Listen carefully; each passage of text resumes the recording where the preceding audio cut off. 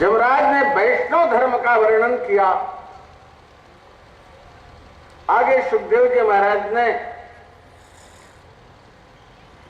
बकरा के मुंह वाले दक्ष का जीवन पूरा हो जाता है। फिर ब्रह्मा जी के मानस पुत्र के रूप में दक्ष प्रकट होते हैं, उनके जन्म की बात कहते हैं। और ब्रह्मा जी की आज्ञा से उन्होंने तप किया, क्योंकि सृष्टि करनी है। भगवान का दर्शन हुआ। हंस प्रभु के द्वारा दुह्य स्तोत्र का ज्ञान हुआ। दक्ष और भगवान का संवाद सुनाते हैं। फिर दक्ष ने 10 पुत्रों को मानसिक रूप से प्रकट किया। नारद जी उपदेश देते हैं, हर्यश्व प्रबल अश्वल। आज जो 10 पुत्र थे वो तो सब बाबा जी हो गए,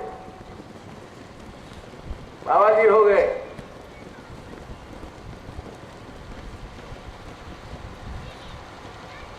नारायण ब्रह्मा जी भी नारद से कम खुश रहते थे। सनकादिकों को भगा दिया, अब ये दक्ष पुत्रों को भी भगा दिया कि सृष्टि मत प्रवृत्त हो, जाओ भजन करो। दक्ष ने सुना, संजोग से दक्ष बहुत क्रोध में थे। नारद जी उधर से निकल रहे थे और दक्ष ने नाराज होकर के शाप दे दिया नारद को, तुम कहीं रुकना नहीं, जाओ,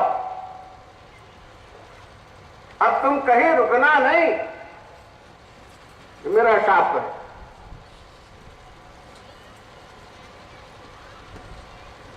फिर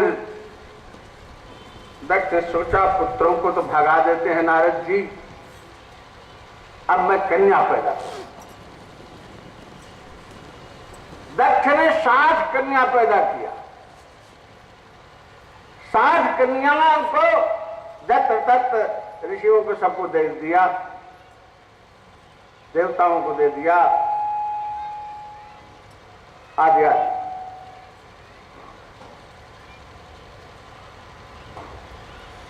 इस प्रकार से सृष्टि का विस्तार हुआ।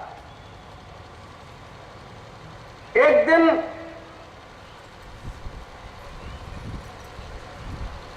देवराज की सभा लगी हुई थी और जो कुछ वहां ऐश्वर्य का उपकरण था वो सब परमोत्कर्ष के रूप में उपस्थित था। नृत्य हो रहा था, गान हो रहा था। देवराज सिंहासन पर विराजमान थे। देवता लोग अपने अपने आसन पर यथा पूर्णजन्य लब्ध आसन पर बैठे हुए थे। गुरुदेव बृहस्पति जी आते हैं और देवराज को ध्यान नहीं है नारायण, बैठ जाते गुरु जी। देवराज प्रणाम भी नहीं करते हैं और गुरु जी ने देखा तो अपमान कर रहा है। गुरु जी उठे, धीरे से खिसक गए कि जाते हुए न देख पाओ। बाद में देवराज को कुछ होश आया होगा तो उन्होंने देखा, ताका गुरु जी चले गए। परिणाम हुआ कि गुरु जी तो चले गए, अब क्या हो, समस्त ऐश्वर्य विहीन हो गए देवराज। अब गुरु के बिना कैसे काम चलेगा? एक बार भगवत अपराध बन जाए तो वो क्षम्य हो सकता है, लेकिन गुरु जी का अपराध बन जाए तो वो क्षम्य होना बड़ा कठिन होता है।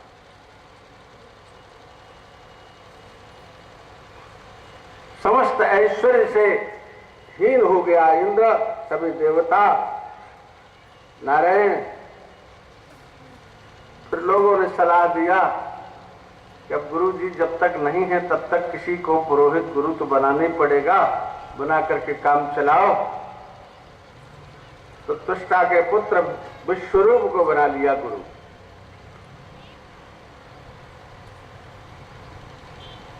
और नारायण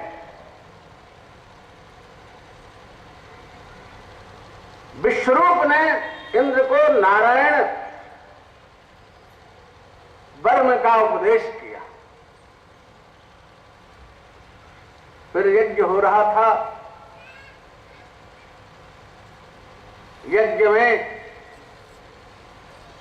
ये देवता राक्षस दोनों से संबद्ध थे विश्वरूप। मातृपक्ष इनका राक्षसों का था और स्वतः देवपुत्र थे, ब्राह्मण पुत्र थे, ऋषि पुत्र थे। नारायण यज्ञ हो रहा था। यज्ञ में ऋत्विज लोग देवताओं को आहुति दे रहे थे। विश्वरूप थोड़ा सा मातृपक्ष का भी हित चाहते थे, उस नाम से भी दे देते थे स्तुति आहुति। इंद्र ने देखा और वज्र से उसी समय मार दिया विश्वरूप। अब ब्राह्मण का ऋषि वध का अपराध लगा, इनको ब्रह्म हत्या लगी। ब्रह्म हत्या लगी। अब क्या करें, ब्रह्म हत्या लगी। और फिर वृत्रासुर प्रकट हो गया था, उससे युद्ध भी करना है।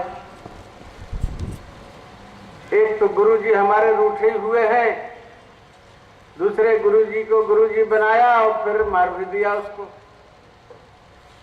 इंद्र ने ब्रह्म हत्या को चतुर्धा विभक्त कर दिया। एक अंश पृथ्वी को दे दिया, एक अंश मातृशक्ति को दे दिया, एक अंश वृक्षों को दे दिया और एक अंश जो है जल को दे दिया।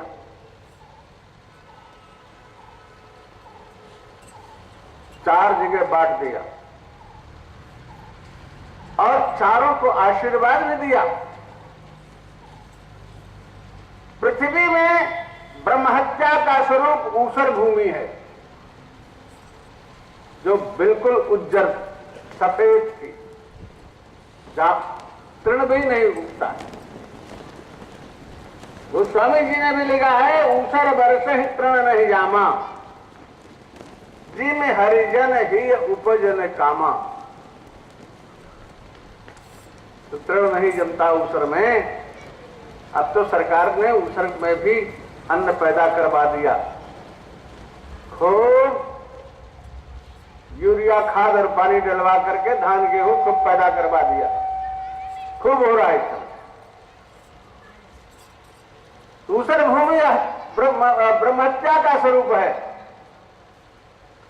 और आशीर्वाद दिया कि कितना भी गड्ढा खोद दो, लेकिन कुछ दिन तक छोड़ दो तो धीरे धीरे अपने आप बराबर हो जाएगा, फट जाता है। क्या आशीर्वाद। माताओं को दिया तो माताओं में मासिक धर्म के रूप में वो ब्रह्महत्या है।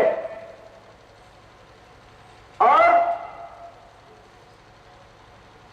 समागम के प्रति उनकी तीव्र इच्छा बनी रहती है,